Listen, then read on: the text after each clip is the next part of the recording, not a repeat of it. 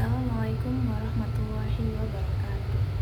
Perkenalkan, nama saya Rum Anastasia dengan NPM 221063111009. Jadi di sini saya ingin membuat video tugas UAS mata kuliah Public Speaking dengan dosen pengampu Bapak Satriaman SPD MPD. Jadi di sini saya itu mengambil jenis ceramah singkat dengan bentuk memoriter atau hafalan dengan tema 3 kata ajaib yang sering terlupakan. Kira-kira kata apa ya yang banyak sering dilupakan oleh kebanyakan orang? Kita simak video. Baik, langsung saja kita mulai ya.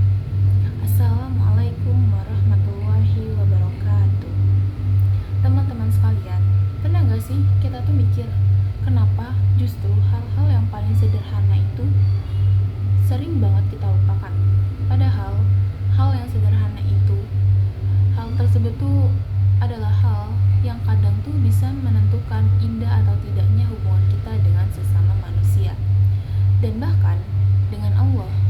Dan 3 kata tersebut yaitu adalah kata minta maaf, minta tolong, dan juga terima kasih. Mungkin kedengarannya biasa aja ya, tapi percayalah, yang sederhana itu justru yang paling menentukan akhlak. Rasulullah SAW bersabda, barang siapa yang tidak bersyukur kepada manusia, maka ia tidak bersyukur kepada Allah. Hadis riwayat Bukhari. Oke, kita akan bahas satu-satu. Yang pertama, yaitu ada kata minta tolong. Mungkin banyak orang yang gengsi untuk minta tolong, karena mungkin mereka akan takut dianggap lemah. Padahal kesombongan itu justru adalah tanda kerendahan jiwa. Allah SWT mengajarkan kita dalam surat Al-Fatihah yang berbunyi iyyaka na'budu wa iyyaka nasta'in, yang artinya hanya kepadamu lah kami meminta pertolongan.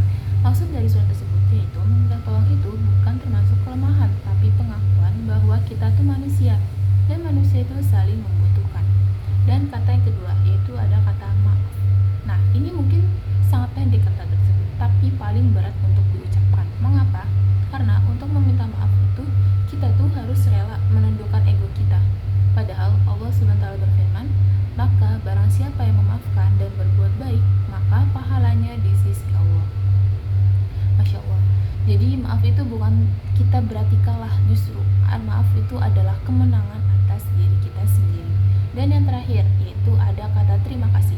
Mungkin sering dianggap basa-basi pada kebanyakan orang, padahal hal itu termasuk adalah kata bersyukur. Allah berjanji dalam Al-Quran surat 14 Ibrahim ayat 7 yang berbunyi A'udzubillahi minasyaitonirrajim wa itta'adzana rabbukum